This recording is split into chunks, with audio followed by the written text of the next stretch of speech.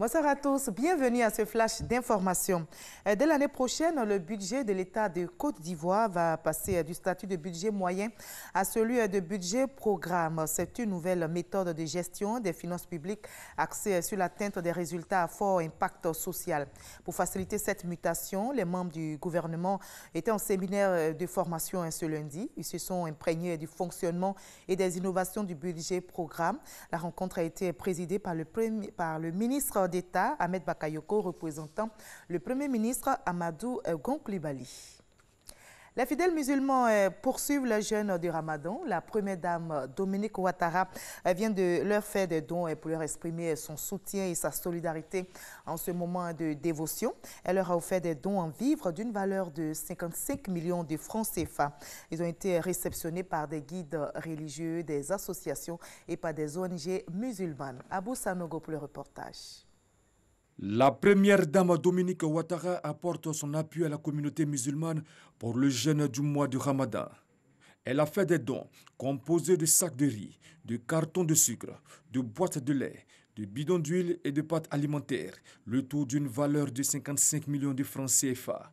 Les remettant aux bénéficiaires au cabinet de Children of Africa, la représentante de la première dame a traduit le soutien et la solidarité de Dominique Ouattara à la communauté musulmane. Avec humilité, elle accompagne votre effort.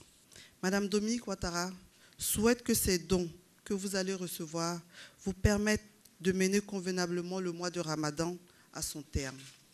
Ce mois de Ramadan doit permettre à chacun de nous de renforcer sa foi et d'implorer la clémence de notre Seigneur pour notre pays. Le porte-parole des bénéficiaires a remercié la donatrice et le président de la République pour toutes leurs actions en faveur de la population musulmane.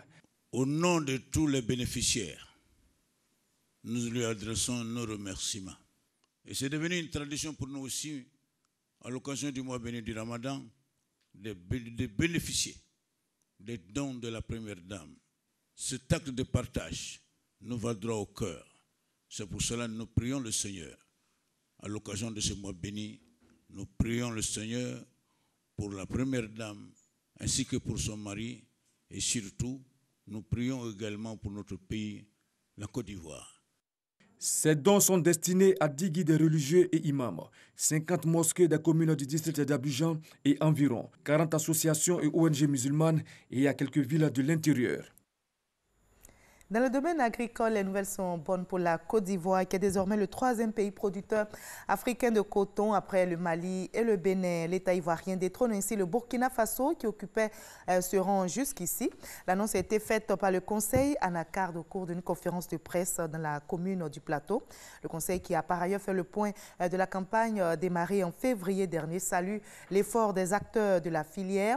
Leurs difficultés seront prises en compte et les challenges seront relevés.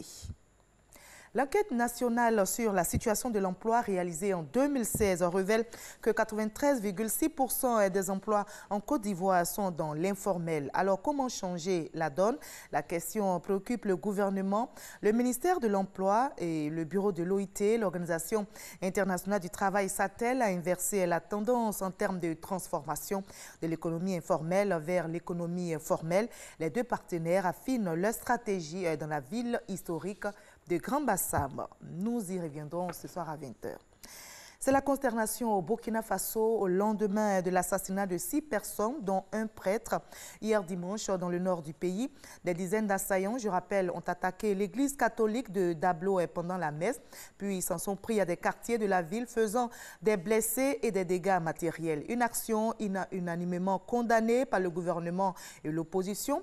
Le président burkinabé Roch-Marc Christian Kaboré et des partis d'opposition dénoncent un acte ignoble, inacceptable. Et notez que ce n'est pas la première fois qu'un lieu de culte est la cible d'hommes armés au Burkina Faso. Il y a quelques jours, des individus non identifiés ont visé l'église protestante de Silgagui, tuant 4 fidèles et le pasteur principal.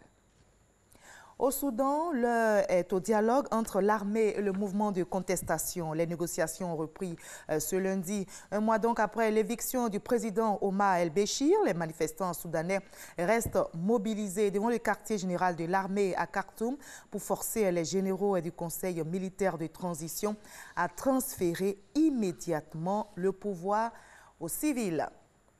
De l'autre côté du globe, en Afrique du Sud, l'ANC et le président Cyril Ramaphosa ont célébré leur victoire hier dimanche. Le parti de Nelson Mandela a remporté le scrutin avec 57,5% des voix. Le président sud-africain a remercié donc les électeurs qui lui ont fait confiance. Mais Cyril Ramaphosa se dit conscient de la perte de vitesse du parti au pouvoir depuis 1994 qui passe pour la première fois sous la barre des 60% lors d'une élection générale.